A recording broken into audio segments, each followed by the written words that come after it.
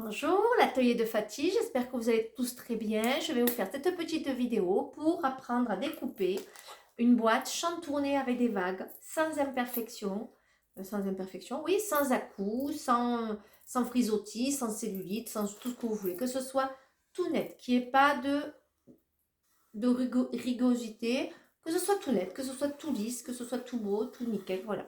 Donc je vais vous montrer ça, ça sera une petite vidéo toute simple pour vous montrer comment on découpe le chantourné, tout simplement. Alors, j'ai coupé ma base qui fait 17,5 sur 17,5 et j'ai coupé les cartons. Donc, hop, deux cartons de 17,5 sur 8 et deux cartons de 18 sur 8 parce que nous allons travailler avec du carton 2,2. Ensuite, pour découper le chantourné, je baisse la vidéo. Hop, pardon. Voilà, on va descendre. Voilà, on voit mon plan de travail. Alors, je vais prendre mon gabarit carton que j'ai déjà préparé à l'avance. Voilà, ça c'est que pour le carton. Je le pose sur le bas. Alors, vous voyez, mon gabarit, il a la taille de la boîte terminée. Là, je le pose à plat sur mon carton d'équerre qui est déjà en bas.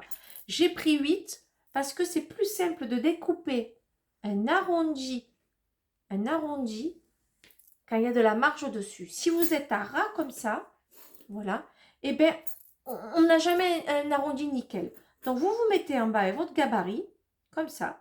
Vous prenez un stylo bille, un bic, et vous faites, je regarde que je suis bien placée, et vous faites un trait bien fort, sans à-coups. J'ai appuyé bien fort, sans à-coups. J'ai pas fait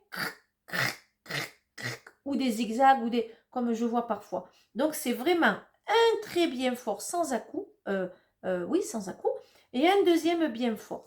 Ça fait que vous avez marqué sur votre carton, quand je fais l'aveugle, je touche, il y a un sillon. Voilà, j'ai un sillon, j'ai une démarcation, je touche là, et du coup avec le cutter, ça va être plus simple. Le cutter, la lame elle est changée, elle est neuve. Donc je me mets à plat comme ça, et je fais d'abord un trait fin. Mais alors du coup, je suis guidée par mon sillon. J'ai même pas besoin de réfléchir, je peux le faire avec les yeux fermés. Le deuxième, sans appuyer, nickel, j'enlève la peluche. Le troisième, voilà. Et après, j'enlève les peluches, et après, j'appuie, j'appuie, sans à-coups, je suis mon sillon. J'appuie, voilà. Et après, vous avez vu, il n'y a pas d'à-coups. Il n'y a rien. Et du coup, mon carton, il est nickel. J'ai juste besoin d'un peu de limer, légèrement, comme ça. Voilà. Voilà. Et mon chantourné, pardon, est nickel. Il n'y a pas de bosse, pas de cellulite, pas de frisottis. Ah, si, il y a un léger là. Voilà. Donc, du coup, vous faites ça sur tous les cartons. Le gabarit est fait pour les petits cartons de 17,5. Quand je vais prendre mon carton de 18,